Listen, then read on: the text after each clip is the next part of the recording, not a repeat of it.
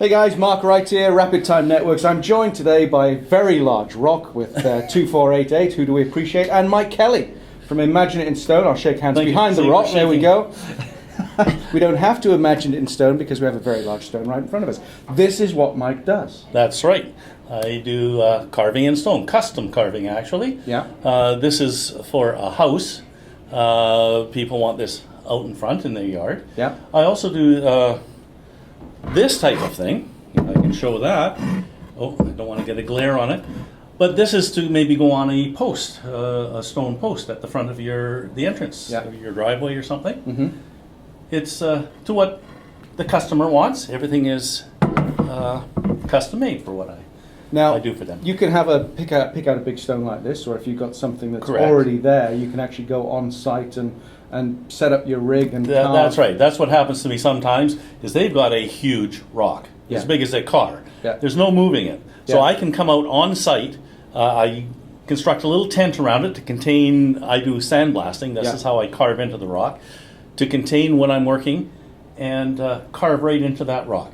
Now he's really artistic, so he can really basically take any sort of picture, image, logo, that sort of thing, and what he does is you create kind of like a stencil, don't you? It's like a rubber stencil that protects the areas that you want to remain the same, and then you sandblast into the rock itself. That's right. Now, in this case, the person wanted the address, street number, the number.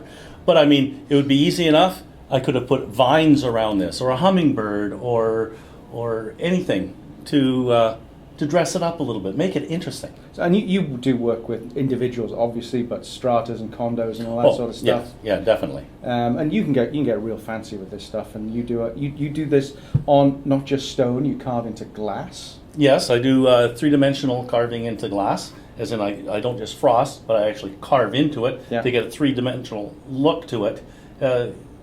It's very breathtaking. It is. Especially when glass, if you work with the proper lighting. Yeah. Well, it's very effective.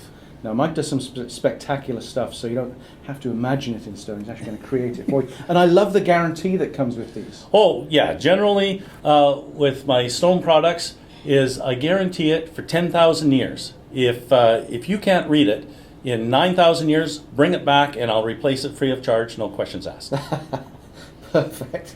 So anything else, any other sorts of products that you want to sort of mention while we're here? Because I know one of your big pet projects is memory stones for pets. That's right. I love to do the pet memory stones. When a person loses a pet, there's such an empty feeling inside. Yeah. And I find when I can do a pet memory stone for them, when I give them this stone, you could just see the concentration on their face when they see it, and their face softens up and they get that little smile. Yeah. And you know, for a while, you've taken away that burden of emptiness, and they're remembering the good times that they shared with their pet. And you take a picture and you can etch it into the stone along with I get as closely as I can so that stone is custom for that person. That's perfect. Yeah.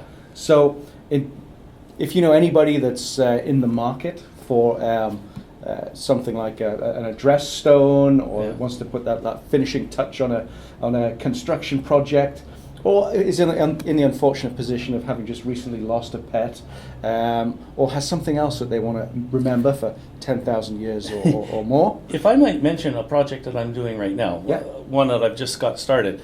I've got it here, is I like to promote the Once Upon a Time stones. Uh-huh. It's great for grandparents to share with their grandkids.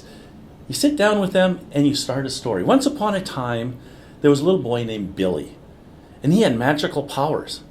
And one day he got up in the morning, and then you pass the stone to your grandson, and he continues on with that story. Uh-huh. Then he can go so far and pass the stone back to you, or maybe pass it on to his sister. And the story gets building. And it's such a great way to unite the grandparents with the grandkids, but also to find out what's happening in that child's life, because that will come out in the story. So I just wanted to mention that. Encourages that creativity and I love those family bonding moments. So again, if you know some families, that might be a real nice gift. Christmas is but around the corner. Oh, Less than true 100 enough. days away, True as we enough. film today. So if you want to make the connection, it's Mike Kelly, Imagined It in Stone. You can connect through rapidtimenetworks.com or your website. Is imagineitinstone.ca. .ca, Canadian A. Yeah. Thanks a lot, guys. Have a good one. Make the connection, Mike Kelly. Thank you. Bye. Thank you very much.